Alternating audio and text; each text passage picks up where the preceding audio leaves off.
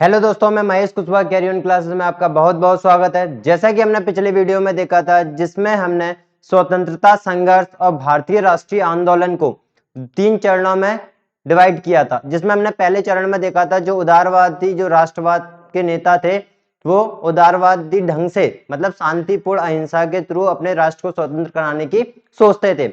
और दूसरे जो थे दूसरे चरण में क्रांतिकारी नेता मतलब उग्रवादी नेता कह सकते हो, तो वो अपने राष्ट्र को एक संघर्ष के थ्रू हिंसा के थ्रू मतलब वो बोलते थे कि उदारवादी ढंग से ये मानने वाले नहीं है, थोड़ा संघर्ष करना पड़ेगा, हिंसा के थ्रू अपने राष्ट्र को आजाद कराने की सोचते थे। उसके बाद जब हमने तीसरे चरण में डाला इसको, वो था गांधी युग। ठीक है, गांधी युग में पढ़ेंगे हमें कि गांधी जी जब दक्षिण अफ्रीका से लौटकर आए थे तो उन्होंने ये राजनीतिक पार्टी कैसे ज्वाइन की, उसके बाद कैसे कैसे इन्होंने आंदोलन चलाए, कितने अच्छे इन्होंने काम किए, उनके बारे में चर्चा करेंगे। फिर हम एक अलग वीडियो इसका भी लेंगे, जैसे कि इसमें कुछ आंदोलन क्रांतिकारियों के रह गए हैं तो एक वीडियो में हम वो वाला भी कवर कर देंगे। तो आइए चलते हम बात करते हैं सबसे पहले गांधी युग के बारे में। तो गांधी युग को पढ़ने से पहले इनका थोड़ा पृष्ठभूमि, इनका थोड़ा इंट्रो की बात कर लेते हैं कि इनका इंट्रो क्या है। तो सबसे पहले मैं बात करूं गांधी जी का पूरा नाम, तो मोहनदास करमचंद गांधी। ठीक है, मोहनदास इनका नाम था, मोहनदास, और करमचंद इनके पिताजी का नाम, मोहनदास करमचंद गांधी। तो सबसे पहले बात करें कि गांधी जी का जन्म कहाँ हुआ था। तो गांधी जी का जो जन्म हुआ था 2 अक्टूबर 1869 में पोरबंदर, जो कि गुजरात में पड़ता है। कहां पर? 2 अक्टूबर लिख देता हूं। जन्म कहाँ हुआ? 2 अक्टूबर 1869, पोरबंदर, पोरबंदर जो कि कहां पड़ता है? गुजरात में।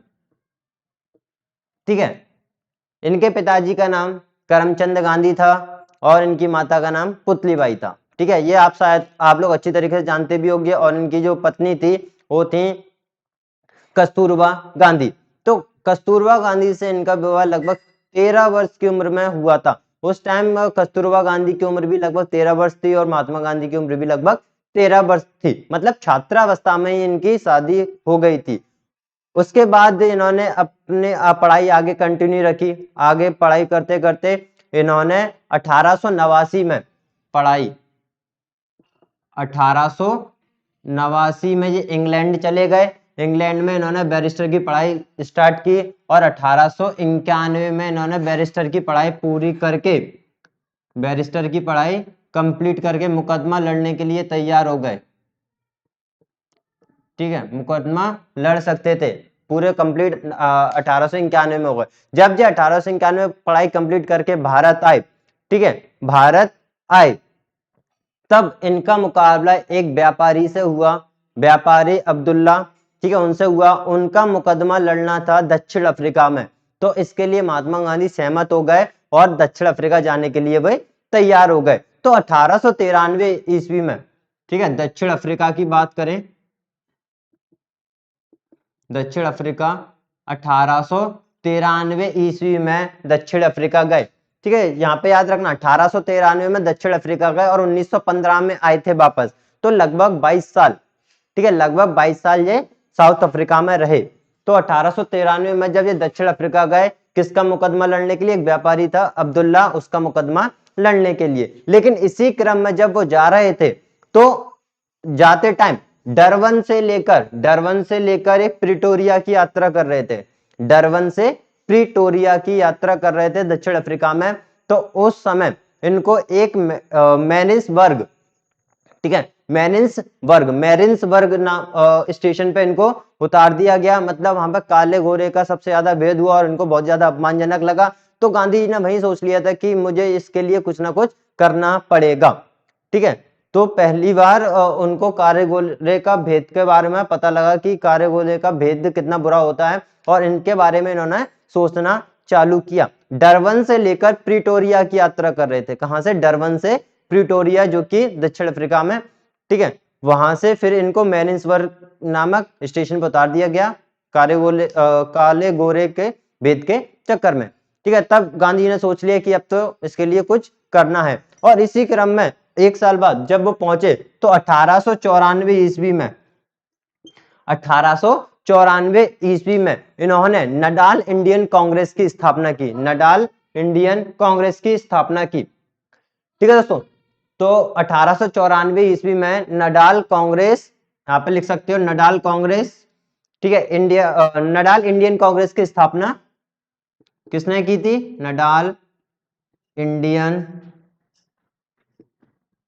कांग्रेस।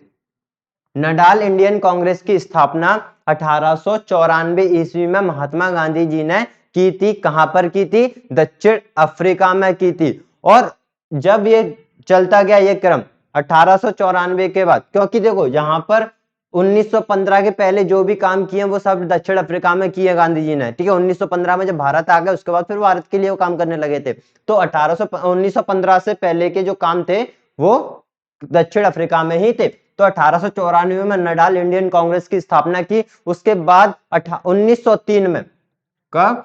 1903 में इन्होंने एक अखबार प्रकाशित किया, द इंडियन ओपिनियन। कौन सा? द इंडियन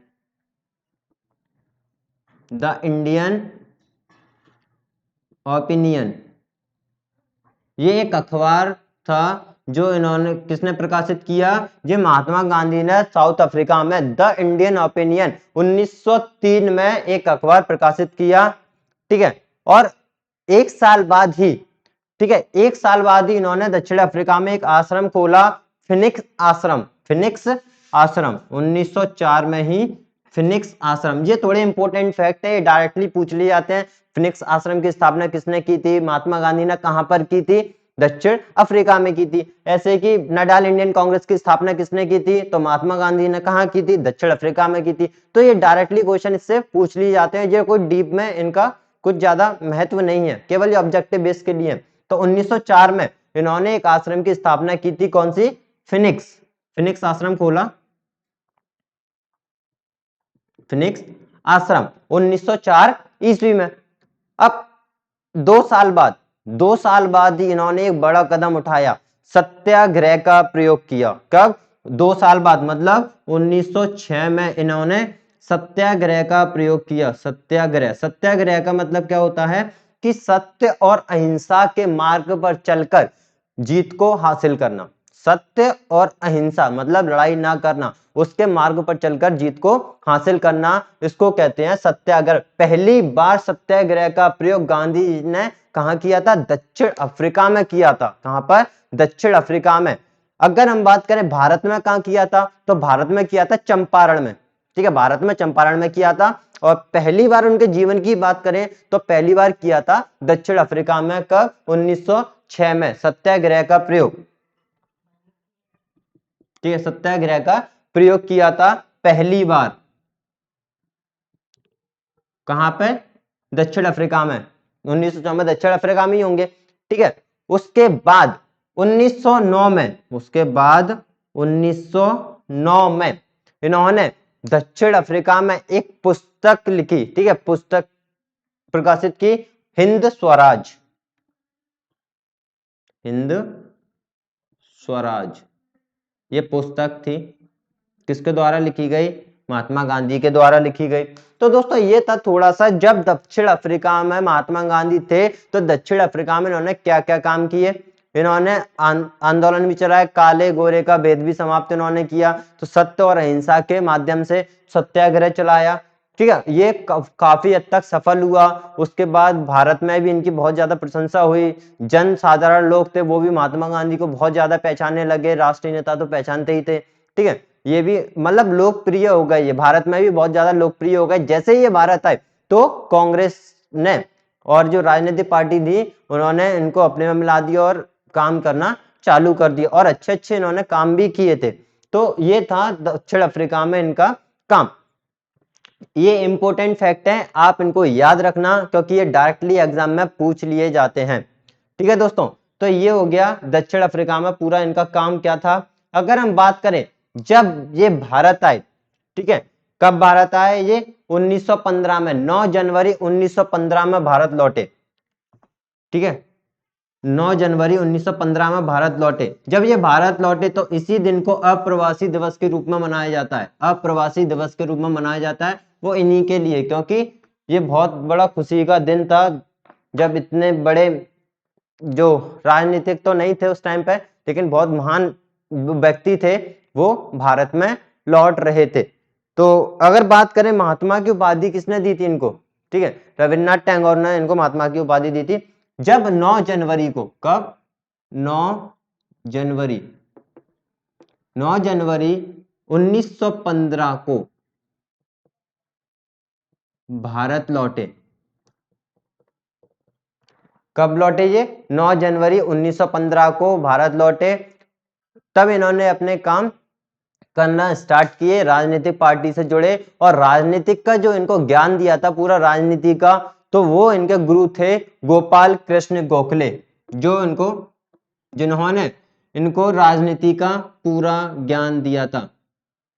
इन्हीं के नेतृत्व में रहकर उन्होंने राजनीति के बारे में सीखा। गोपाल कृष्ण गोखले, गोपाल कृष्ण गोखले इनके गुरु रहे, जिन्होंने राजनीति का इनको पाठ पढ़ाया, मतलब बताया, ठीक है। और उस टाइम पे जैसे कि हम जानते हैं 1914 से लेकर 1918 तक, 1914 से 1918 तक पहला विश्व युद्ध चल रहा था, ठीक है, पहला विश्व युद्ध चल रहा था।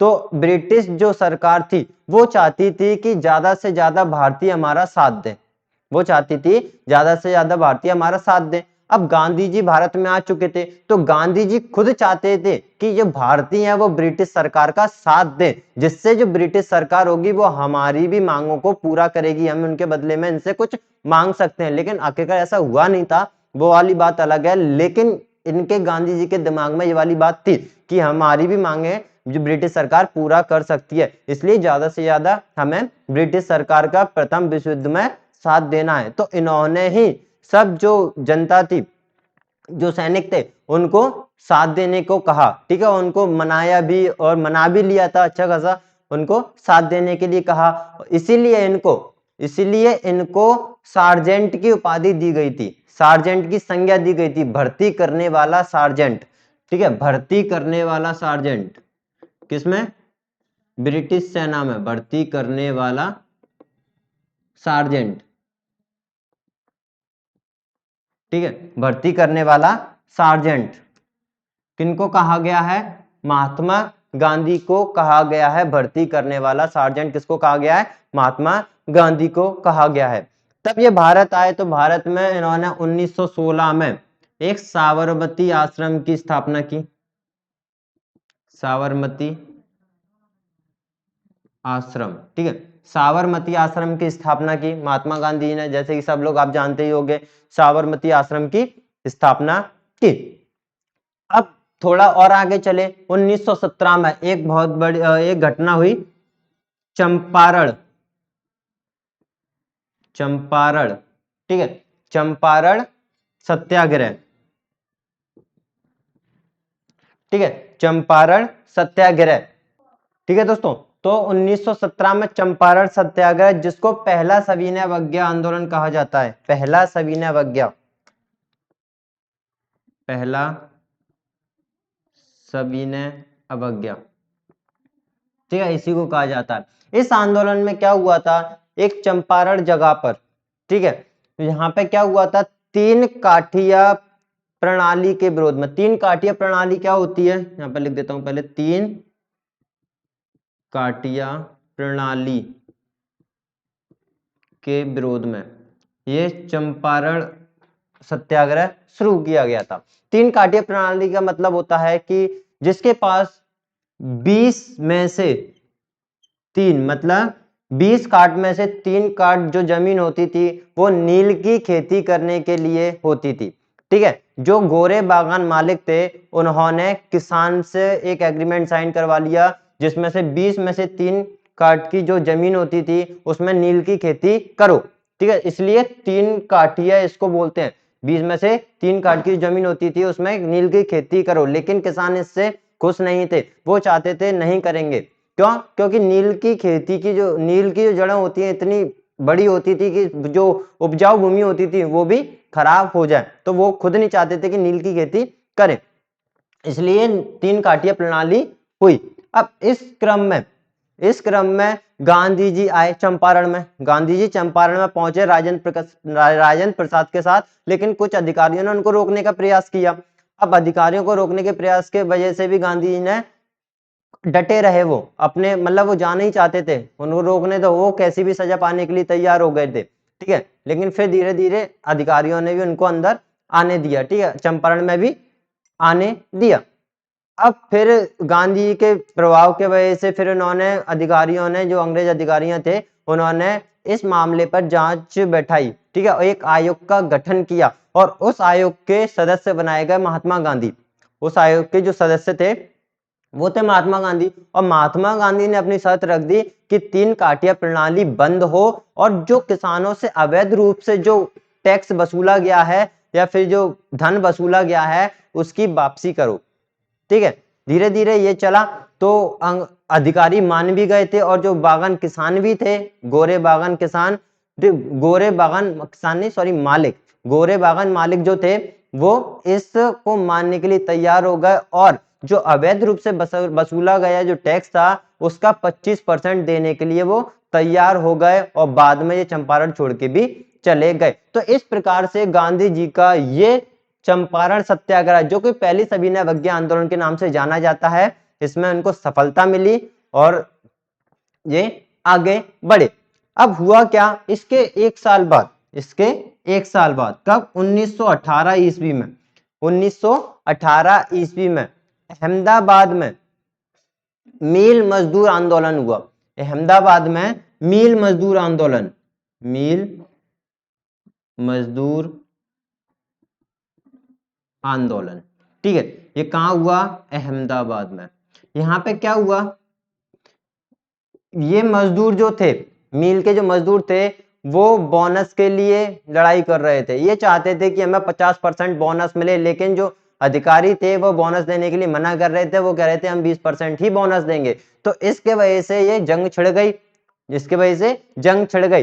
तब गांधी यहाँ पर आए तो गांधी जी ने मजदूरों को भी समझाया और उनको भी समझाया। मजदूरों से कहा कि 50% की जगह आप 35% का क्या करें, 35% अपना वो ले, क्या बोलते हैं इसको अभी, ठीक है, वो 35% बोनस अपना ले ले मजदूरों को, ऐसा महात्मा गांधी ने कहा। और जो अधिकारी थे, जो मिल के मालिक थे, वो कह रहे थे नहीं हम तो 20% ही देंगे। और धीरे धीरे ये आंदोलन चला और मजदूरों को गांधी जी ने बताया कि हमें सत्य और अहिंसा के मार्ग पर ही इसका विरोध करना है और आप डटे रहो।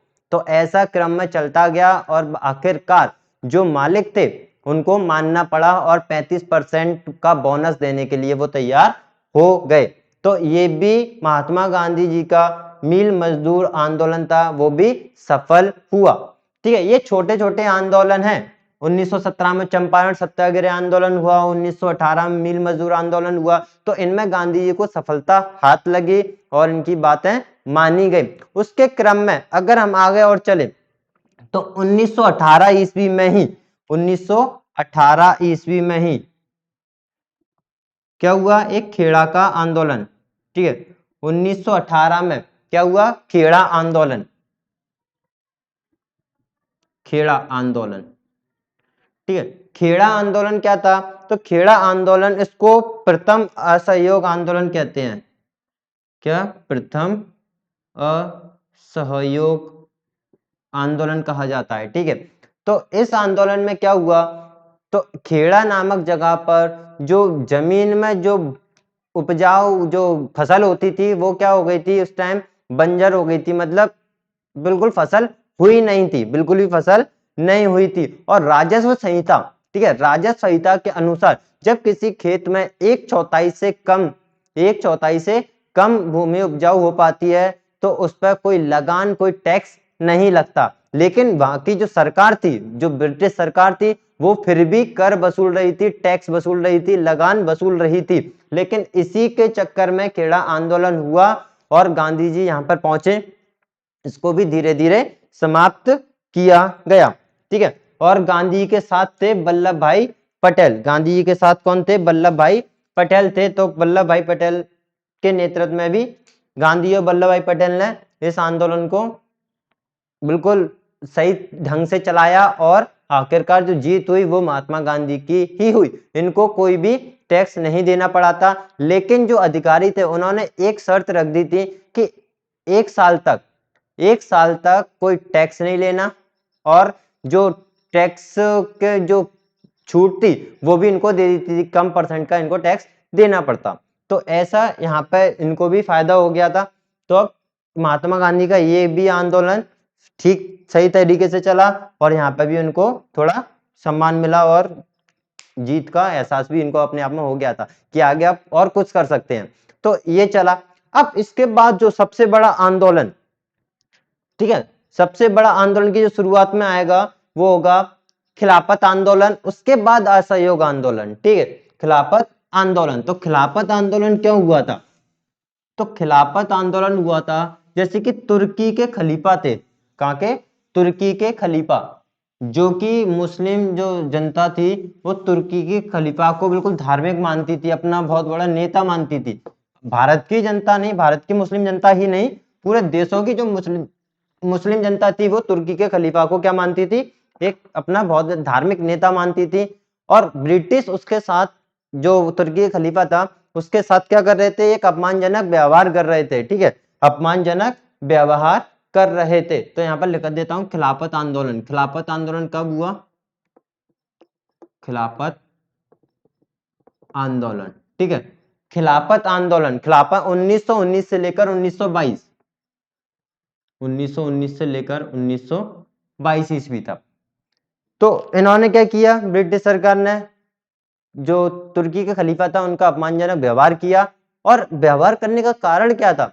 जब पहला विश्व युद्ध था तो जो तुर्की के जो खलीफा थे उन्होंने जर्मनी और ऑस्ट्रिया का साथ दिया था प्रथम विश्व युद्ध में। तो इसी वजह से नाराज होकर जो ब्रिटिश सरकार थी वो नाराज हो गई और उसके साथ अपमानजनक व्यवहार किया, जिससे मुस्लिम जनता सारी भड़क उठी।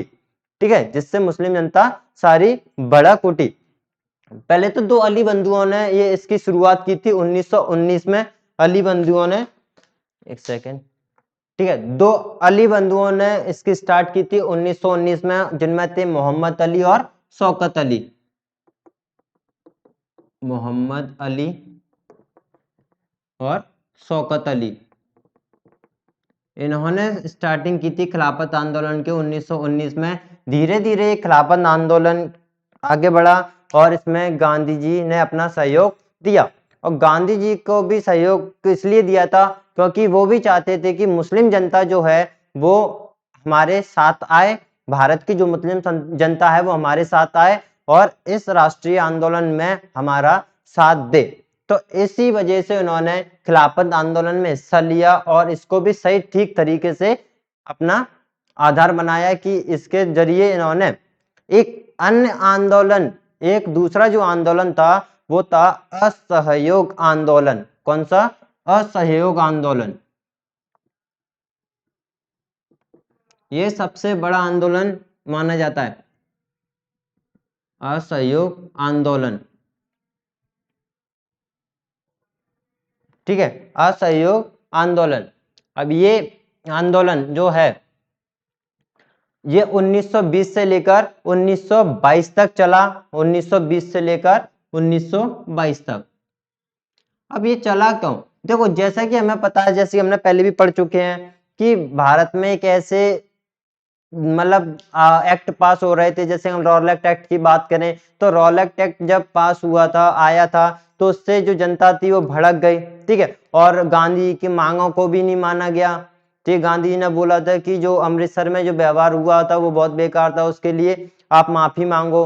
जो जलियांवाला बाग हत्याकांड हुआ था उनकी मांगे रद्द कर दी गई थी। इससे फिर गांधी जी ने क्या बोला कि अब हम आंदोलन करेंगे, वो था असहयोग आंदोलन। ठीक है, 1920 में ऐसे कुछ ब्रिटिश के जो दुर्व्यवहार थे, ठीक है, दुर्व्यवहार, उनके चक्कर में इन्होंने एक असहयोग आंदोलन चालू रखा। लेकिन असहयोग आंदोलन में अगर बात करें नागपुर अधिवेशन की पहले, ठीक है, नागपुर अधिवेशन जो कि दिसंबर 1920 में हुआ था, ठीक है, वहां पे पारित किया गया था। ठीक है, नागपुर अधिवेशन में लिख देता हूं असहयोग आंदोलन कहां से स्टार्ट हुआ था। एक कांग्रेस का देख, जैसे कि हम जानते हैं कांग्रेस के जो अधिवेशन हुए, हर साल एक अधिवेशन होता था और उस अधिवेशन में डिसीजन लेते थे कि अब क्या करना है। ठीक है, अब जैसे कांग्रेस पार्टी का गठन हुआ था 1885 में, उसके बाद हर साल एक अधिवेशन होता था और उस अधिवेशन में ये डिस्कस किया जाता था, देखा जाता है कि अब आगे क्या करना है, कौन सा निर्णय लेना है। तो नागपुर अधिवेशन जब हुआ, नागपुर अधिवेशन अधिवेशन ठीक है, नागपुर अधिवेशन जब हुआ कब, 1920 में। तो जब ये हुआ तो प्रस्तावित किया गया था कि असहयोग आंदोलन होना है। तो इस आंदोलन में जो हमारे जो मोतीलाल नेहरू थे, ठीक है, चिदम्बरम दास थे, इन्होंने विरोध किया, वो इसके पक्ष में नहीं थे। और एनी बेसेंट, तो एनी बेसेंट हुए, मोतीलाल नेहरू हुए, चिदम्बरम दास हुए, तो इसके पक्ष में नहीं थे। लेकिन बाद में जाके चिदम्बरम दास और मोतीलाल नेहरू इसके लिए मान गए, इसके लिए मान गए। लेकिन एनी बेसेंट, कौन, एनी बेसेंट, एनी बेसेंट इसके लिए नहीं मानी और उन्होंने इस आंदोलन को एक मूर्खतापूर्वक, ठीक है, मूर्खतापूर्ण कह सकते हो, मूर्खतापूर्ण विरोध कहा, मूर्खतापूर्ण विरोध। उन्होंने कहा ये एक मूर्खतापूर्ण विरोध है, असहयोग आंदोलन के थ्रू तुम अपनी बातें नहीं मनवा सकते। उनका कहने का मतलब ये था एनी बेसेंट का। लेकिन मोतीलाल नेहरू, चिदम्बरम दास थे, वो इसके पक्ष में आ गए थे। लेकिन इसी के चलते 2 साल बाद, ठीक है, इसी के चलते ही 2 साल बाद असहयोग आंदोलन को वापस लेना पड़ा। तो एक घटना हुई थी 5 फरवरी 1922 को, एक घटना हुई थी 5 फरवरी 1922 को। कौन सी, चोरी चोरा की घटना, चोरा चोरी की घटना, ठीक है, चोरी चोरा है, चोरी चोरा की घटना, ठीक है, एक गांव है ये चोरी चोरा, ठीक है, चोरी चोरा की घटना हुई थी। तो यहां पर क्या किया गया था, जो आंदोलन आंदोलन जो कर रहे थे वो क्रांतिकारी थे, उन्होंने प्रदर्शन किया। उस प्रदर्शन को रोकने के लिए जो ब्रिटिश सरकार की तरफ से जो पुलिस अधिकारी थे, तो उन्होंने इन पे गोलियां चलाना चालू कर दी। और गोलियां चलाने की वजह से ये क्रांतिकारी और ज्यादा भड़क गए कि अब तो कुछ ना कुछ करना ही है, तो और ज्यादा भड़क गए। इन्होंने क्या किया, सारे पुलिस पे आक्रमण कर दिया, जिससे सारे पुलिसकर्मी जेल के अंदर भागे। तो जेल के अंदर भाग रहे थे तो उन्होंने बाहर से आग लगा दी, जेल में ही आग लगा दी। और जो बाहर भी निकल के आ रहे थे तो उनको भी मारा और जेल मतलब आग में फेंक दिया। तो इस क्रम में 22 पुलिसकर्मी, कितने, लगभग 22 पुलिसकर्मी मारे गए।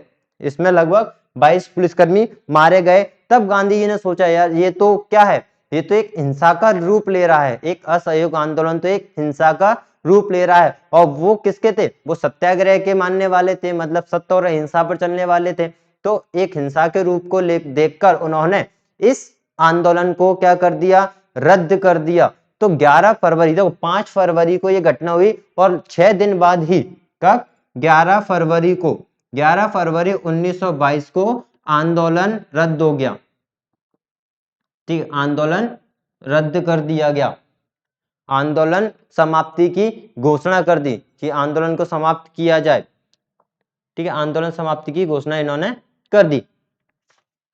अब हुआ क्या, इसके बाद जब आंदोलन की समाप्ति की इन्होंने घोषणा की महात्मा गांधी ने, तब जो इनसे जुड़े हुए जो नेता थे, कौन, चिदम्बरम दास और मोतीलाल नेहरू और अन्य जो नेता थे, वो इससे बहुत ही ज्यादा नाखुश हुए कि ऐसा नहीं होना चाहिए। ठीक है, सुभाष चंद्र बोस को भी इनको झटका लगा था कि ऐसा कैसे हो गया, ठीक है, ऐसा नहीं होना चाहिए था। तब मोतीलाल नेहरू और जो चिदम्बरम दास थे, वो इससे गुस्सा होकर इन्होंने एक स्वराज पार्टी की स्थापना की। कौन सी, स्वराज पार्टी, कब की थी स्वराज पार्टी की स्थापना, जब 1922 में ये ले लिया गया वापस, तो 1923 में स्वराज पार्टी की स्थापना की थी, किसने, चिदम्बरम दास और मोतीलाल नेहरू ने। और कहां पर की थी, वो इलाहाबाद में की थी। ठीक है, यहां से क्वेश्चन बन सकता है, स्वराज पार्टी की स्थापना कहां हुई, इलाहाबाद में हुई। कब हुई, 1923 में हुई। किसके द्वारा हुई, तो चितरंजन दास, ठीक है, चिदम्बरम दास ने चितरंजन, सॉरी पहले मैं चिदम्बरम बोल गया। तो चितरंजन दास जो है, चितरंजन दास एवं मोतीलाल नेहरू, उन्होंने क्या किया, इस स्वराज पार्टी की स्थापना की। कब? 1923 में। 1923 में स्वराज स्वराज पार्टी की स्थापना कहां पर हुई थी? इलाहाबाद, ठीक है, इलाहाबाद में हुई थी। और इसके जो देख रहे थे, ये किसने की थी? चितरंजन दास, चितरंजन दास तथा मोतीलाल नेहरू।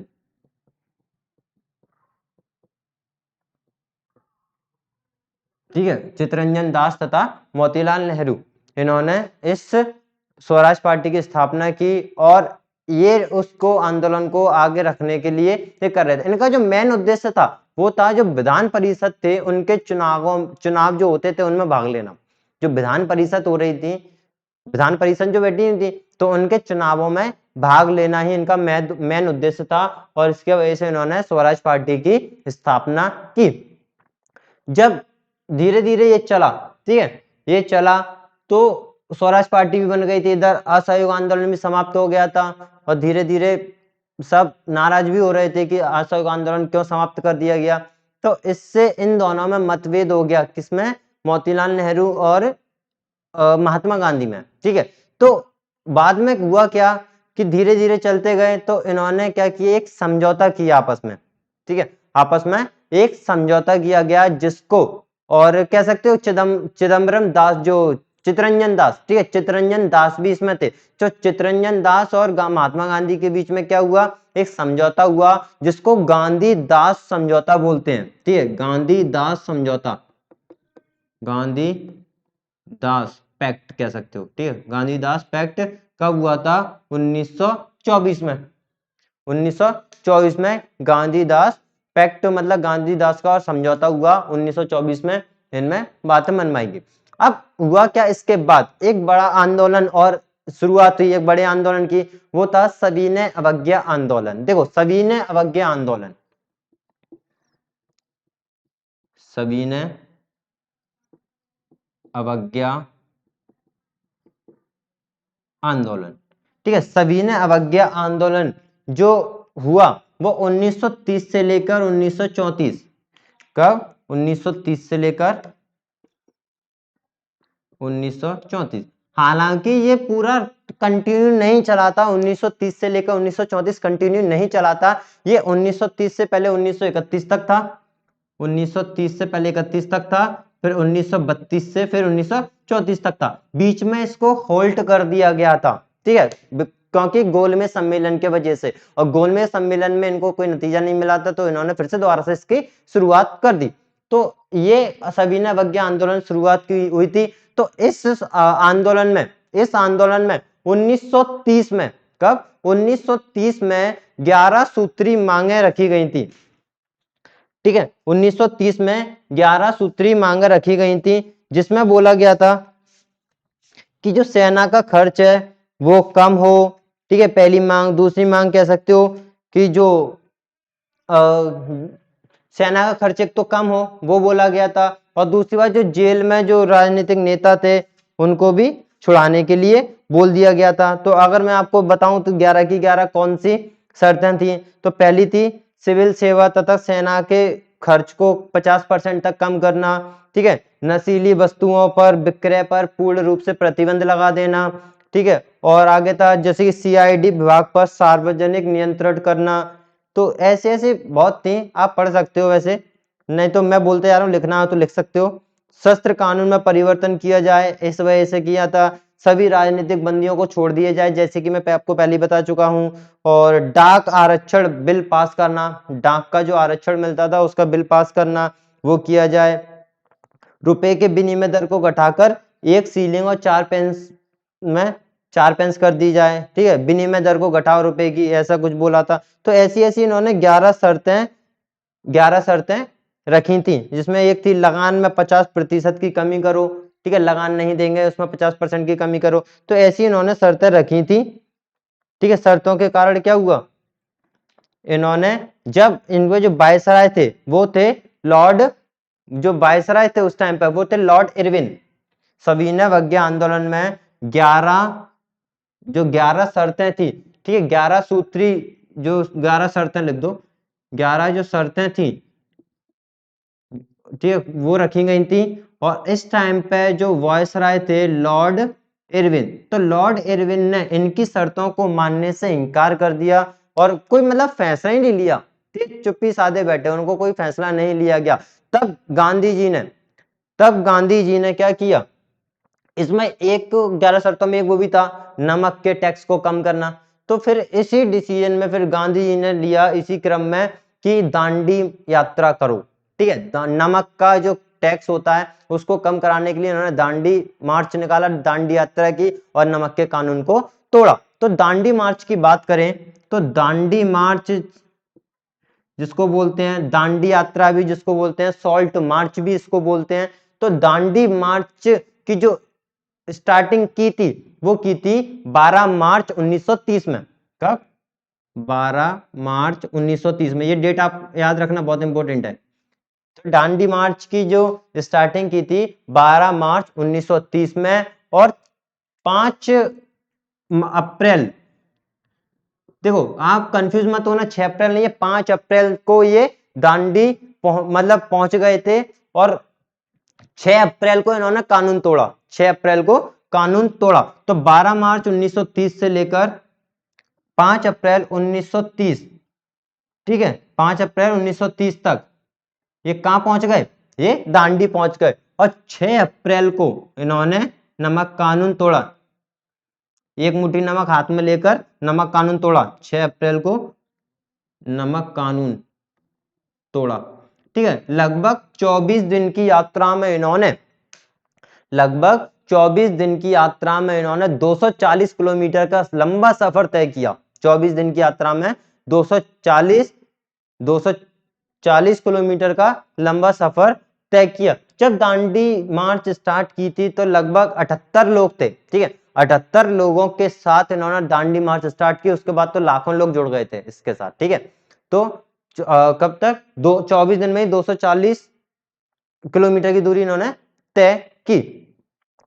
इसके बाद हम बात करें गोलमेज सम्मेलन। देखो गोलमेज सम्मेलन क्या होता है, गोलमेज मतलब गोल मेज, मेज गोल, तो ठीक है, चारों तरफ एक गोल मेज, उस पर एक सभा बिठाई जाती थी, मतलब एक मीटिंग करी जाती थी, उसको गोलमेज सम्मेलन कहते हैं, ब्रिटेन में होती थी।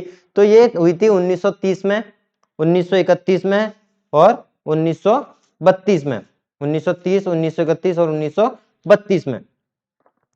तो पहले जो गोलमेज सम्मेलन हुआ था, पहला जो गोलमेज सम्मेलन हुआ था वो हुआ था 12 नवंबर 1930 को, 12 नवंबर 1930 को।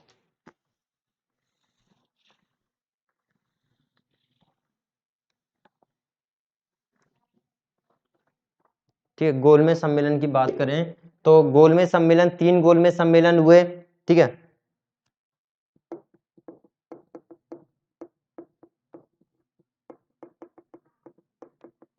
गोलमेज सम्मेलन, ठीक है, पहला गोलमेज सम्मेलन हुआ,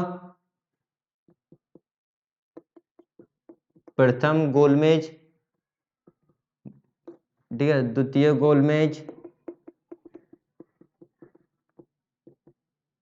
और तृतीय गोलमेज। 3 गोलमेज सम्मेलन हुए जिसमें केवल एक में ही कांग्रेस ने भाग लिया था और उनका जो नेतृत्व किया था वो किया था महात्मा गांधी ने। और पहले गोलमेज सम्मेलन की बात करें तो पहला गोलमेज सम्मेलन हुआ था 12 नवंबर 1930,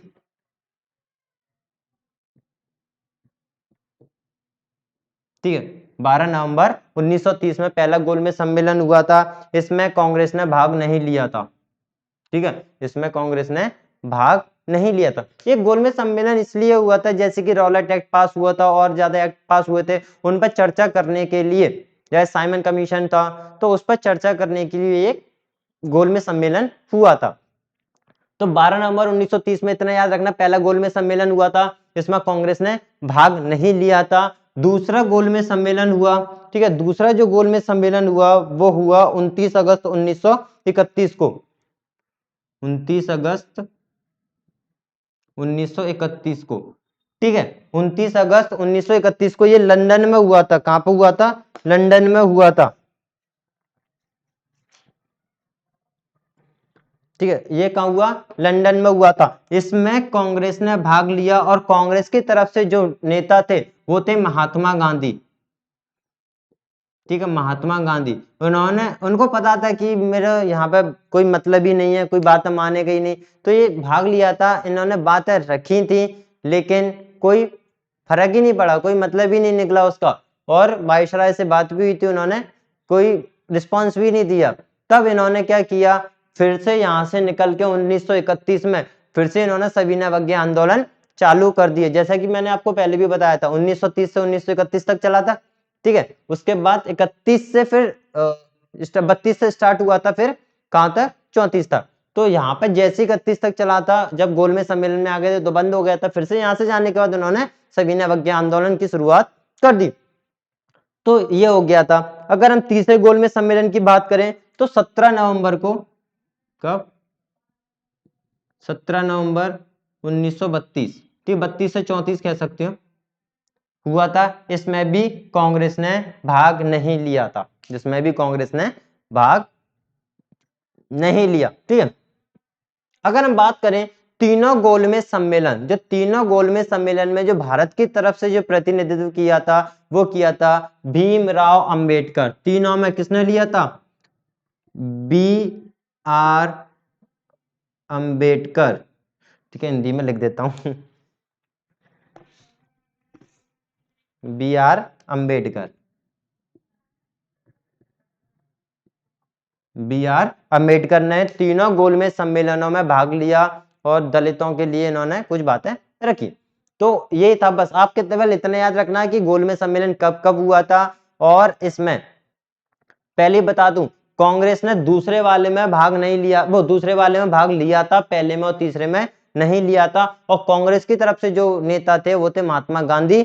और तीनों गोलमेज सम्मेलन में जो भारतीयों में बात करें कौन थे, वो थे बी आर अम्बेडकर। उन्होंने तीनों गोलमेज सम्मेलनों में भाग लिया था। ठीक है, इसके बाद हुआ क्या, जब द्वितीय गोलमेज सम्मेलन में महात्मा गांधी की बातों को कोई रिस्पांस नहीं मिला, ठीक है, कुछ नहीं हुआ, इन्होंने सविनय अवज्ञा आंदोलन स्टार्ट किया। तब इसी बीच में कब? 5 मार्च, ठीक है, इसके पहले पहले समझौता हुआ था। ठीक है, 29 अगस्त 1931 को वेजे हुआ था, लेकिन इसमें कुछ नहीं मतलब निकला। इससे पहले ही एक समझौता हो गया था इरविन और महात्मा गांधी के बीच में। इरविन और गांधी के बीच में एक समझौता हुआ। कब हुआ था?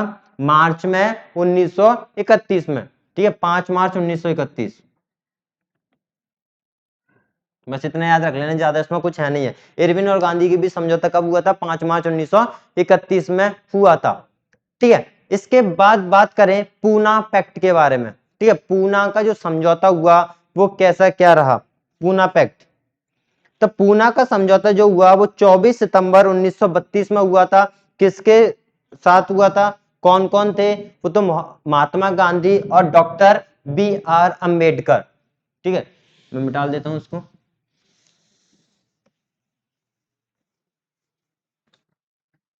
पूना समझौता, ठीक है, पूना पैक्ट जिसको पढ़ते हैं, पूना पैक्ट,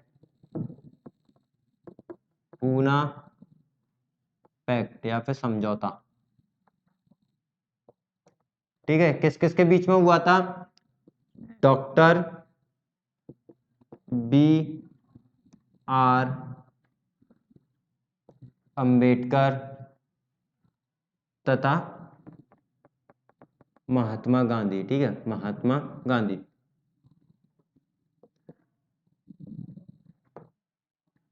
ठीक है, इन्होंने दलितों को लेकर कुछ बातें कही, आरक्षण को लेकर कुछ बातें हुई इनके बीच में।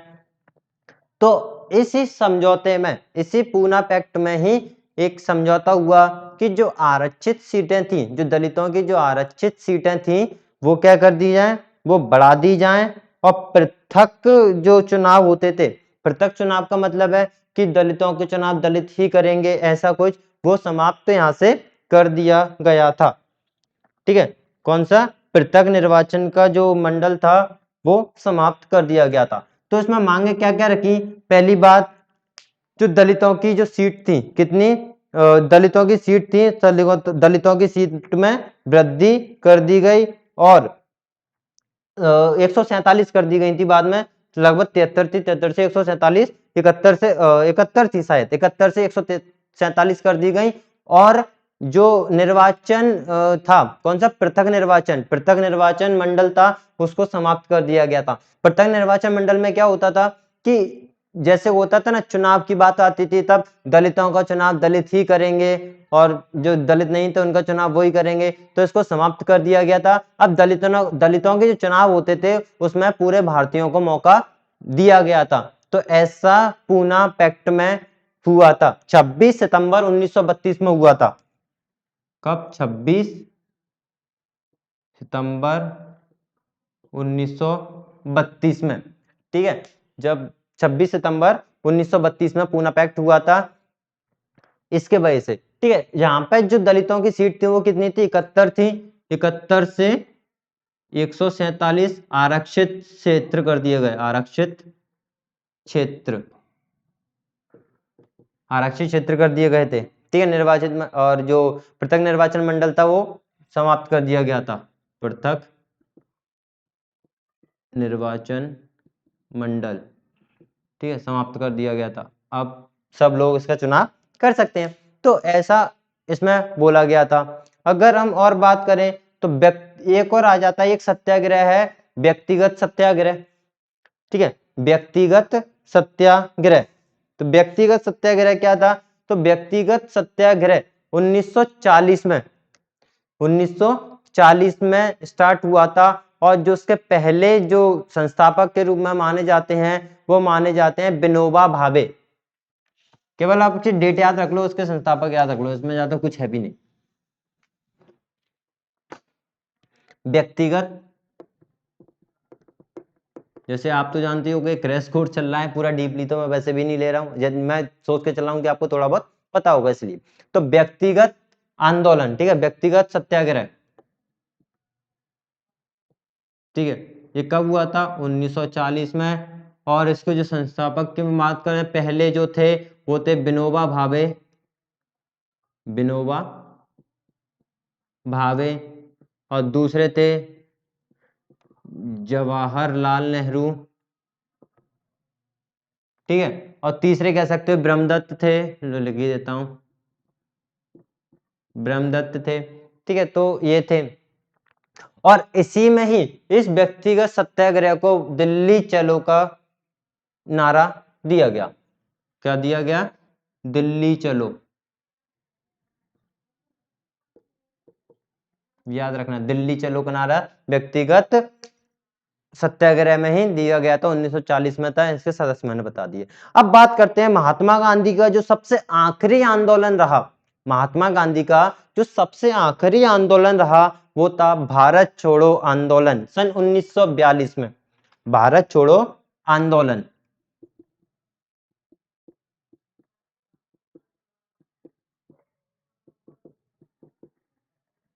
ठीक है। भारत छोड़ो आंदोलन कब? 1942 में, अंग्रेजों के खिलाफ, ठीक है, अंग्रेज भारत छोड़ो, भारत से जाओ, तो ऐसा भारत छोड़ो आंदोलन 1942 में किया गया था। इसको अगस्त क्रांति के नाम से भी जाना जाता है, 8 अगस्त को, ठीक है, 8 अगस्त को, अगस्त क्रांति लिख देता हूं,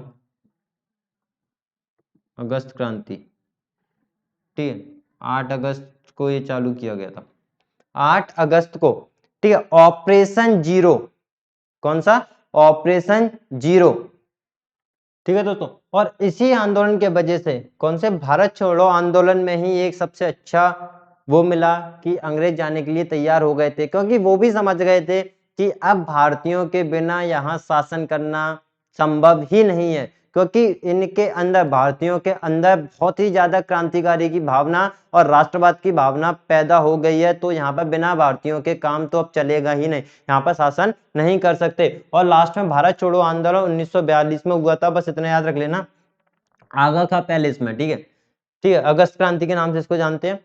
तो यहाँ पे ये हुआ था, ठीक है। अगस्त क्रांति की बात जब वो अलग थी, वो वाली तो अलग आ रही थी, 8 अगस्त को आगा का पैलेस में इसकी शुरुआत हुई थी अगस्त क्रांति, ठीक है। जब तो ये आंदोलन में ब्रिटिश भी समझ गए थे अब कुछ नहीं हो सकता और यहाँ पर वो भारत छोड़ने के लिए तैयार हो गए थे। तो दोस्तों ये था। अगर इनकी मृत्यु की बात करें, लास्ट का पॉइंट बता देता हूँ। महात्मा गांधी जी की मृत्यु हुई थी वो 30 जनवरी 1948 में।